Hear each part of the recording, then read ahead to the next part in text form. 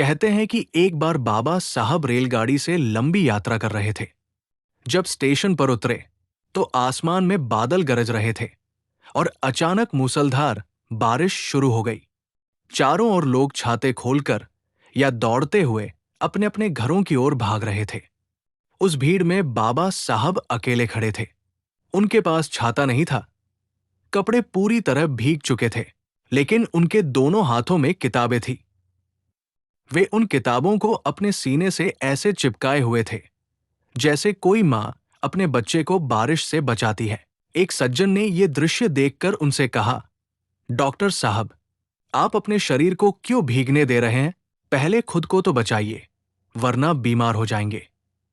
इस पर बाबा साहब ने हल्की मुस्कान के साथ जवाब दिया, मेरा शरीर भीग जाएगा तो केवल मैं बीमार पड़ूंगा, लेकिन अगर ये किताबें भीग गई तो पूरा समाज बीमार हो जाएगा।